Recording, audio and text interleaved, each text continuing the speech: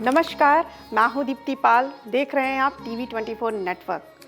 जैसा कि हम सभी जानते हैं कि नवरात्र का आज आखिरी दिन है, जो कि माँ सिद्धिदात्री का दिन है और माँ सिद्धिदात्री को आज का दिन समर्पित है। और आज के दिन रामनवमी भी है, जो कि पूरे देश में हर्षोल्लास के साथ रामनवमी का त्यौहार मनाया जा रहा है। पर आज नवरात्रि के अंतिम दिन पर जो भक्त 9 दिन के उपवास में रह रहे हैं, वह भक्त अपने उपवास को संपूर्ण करके और कन्या भोज कराएंगे, हवन कराएंगे और सुख शांति को प्राप्त करेंगे। आप सभी जानते होंगे कि आज रामनवमी है और उसका एक अलग ही महत्व है। वह हमारे हिंदू धर्म में अलग ही है। यह पर्व भारत में श्रद्धा और आस्था के साथ मनाया जाता है। रामनवमी के दिन ही चैत्र नवरात्रि की समाप्ति भी हो जाती है। हिंदू धर्म शास्त्रों के अनुसार इस दिन भगवान श्री राम का जन्म हुआ था, अतः इस शुभ तिथि को भक्त लोग रामनवमी के रूप में भी मनाते हैं एवं पवित्र नदियों में स्नान करके पुण्य के भागीदार होते हैं। आपको मैं बताना चाहूँगी रामनवमी और दुर्गा नवमी में क्या अंतर है। जी हाँ, चैत्र शुक्ल नवमी पर श्री राम का जन्म हुआ था, इसलिए रामनवमी के रूप में मनाया जाता है रामनवमी का आज का ये दिन। जबकि इस दिन महानवमी नवरात्रि के 9 दिनों के अंत में मनाई जाती है, जो कि देवी दुर्गा की पूजा के लिए समर्पित है। क्या आपने कभी यह जानने की कोशिश की कि हम 9 दिन ही नवरात्रि क्यों मनाते हैं? जी हाँ, नवरात्रि में साधनाओं के सफल होने का जो असर है वह बढ़ जाता है। लेकिन क्या कभी आपने सोचा कि नवरात्रि में पूजा अर्चना के मंत्र 9 दिन ही क्यों होते हैं? जबकि नवरात्रि में पूजा पाठ का इतना महत्व है, तो 9 दिन से अधिक नवरात्र क्यों नहीं मनाए जाते? दरअसल इन 9 दिनों में प्रकृति में विशेष प्रकार का परिवर्तन होता है और ऐसे समय में हमारी आंतरिक चेतना और शरीर में भी परिवर्तन होता है। प्रकृति और शरीर में स्थित शक्ति को समझने से ही शक्ति की आराधना का भी महत्व समझ में आता है। असल में चैत्र और अश्विनी के नवरात्र का समय ऋतु परिवर्तन का समय है। ऋतु परिवर्तन का हमारे जीवन में, चिंतन में, धर्म में बहुत महत्वपूर्ण स्थान है।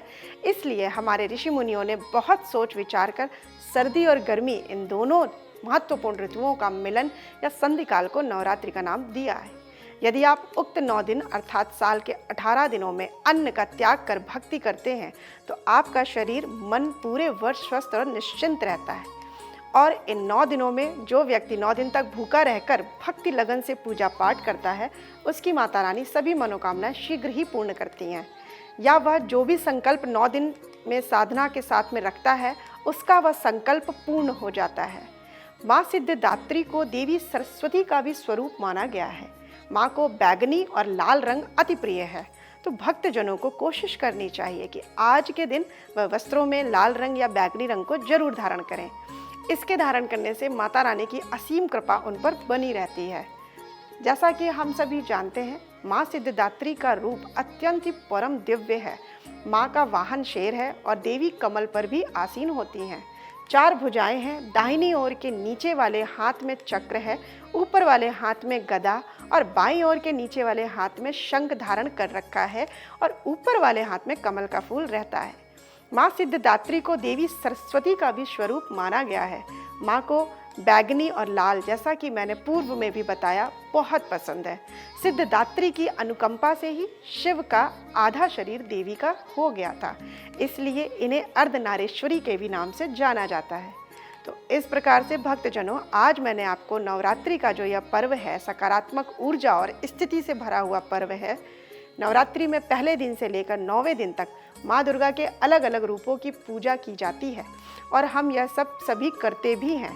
और इन 9 दिनों के लिए भक्त अलग अलग रंगों के वस्त्र को धारण करते हैं।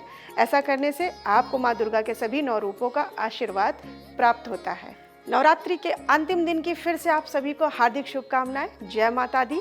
और TV24 नेटवर्क में आज के लिए सिर्फ इतना ही। मिलते हैं नई वीडियो के साथ, तब तक के लिए धन्यवाद।